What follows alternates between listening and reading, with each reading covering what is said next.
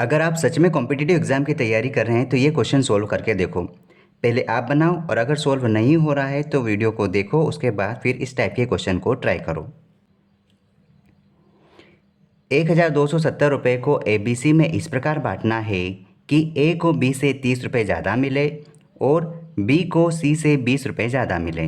तो बताइए किसको कितना कितना रुपये मिलेगा। देखो टोटल रुपये कितने कहा है ये आप ध्यान में रखो। टोटल रुपये आपको कहा है 1270 रुपये, ठीक है। और कहा है कि A को B से 30 रुपये ज़्यादा मिले और फिर कहा है कि ये जो B है ना, B को C से 20 रुपये ज़्यादा मिले, ये कहा है। तो आप ध्यान से देखो, A की वैल्यू B पर डिपेंड है और B की वैल्यू C पर डिपेंड है।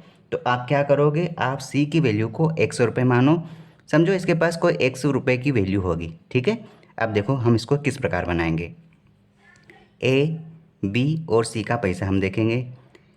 यहाँ पर C की वैल्यू को हमने 100 रुपये माना। अब देखो B है ना, C से 20 रुपये ज़्यादा रखता है, तो B C से 20 रुपये ज़्यादा रखेगा, इस प्रकार से ज़्यादा रख दिए, ठीक है।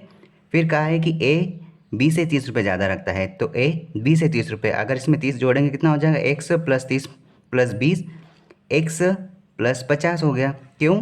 क्योंकि हमने इसमें 20 और 30 रुपये और जोड़ दिया, तो ये 50 हो गया। इस प्रकार कहा ये गया है कि टोटल रुपये 1270 है, इतना बांटना है, तो हम इसको टोटल कर देते हैं, जो 1270 के बराबर लिखेंगे। देखो 1 2 3 कितने x है, 3x प्लस 50 और 20 कितने हुए, 70 बराबर 1270 आप लिखो।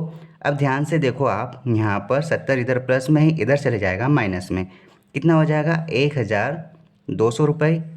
आप 3 से काटोगे तो आपके पास यहाँ पर x की वैल्यू कितनी आएगी, 4 बार कट जाएगा और ये 0 एज इट इज़ रहेंगे, मतलब कि x की वैल्यू यहाँ पर 400 आई। अब आपको क्या क्या बोला गया है, a की वैल्यू कितनी, x प्लस 50, मतलब कि कितना हुआ, x प्लस 50, x की वैल्यू रख दो, 400 प्लस 50 450 हो गया, ये 400 रखा, x की वैल्यू 450 हुआ। b की वैल्यू देखो, b की वैल्यू कितनी, x प्लस 20 कितना हो रहा है, 400 प्लस 20 420, ठीक है। c की वैल्यू कितनी, x रुपये, मतलब 400, और यही आपके तीनों आंसर है। तो इस प्रकार से इन छोटे छोटे क्वेश्चंस को बनाया जा सकता है, ठीक है। All the best.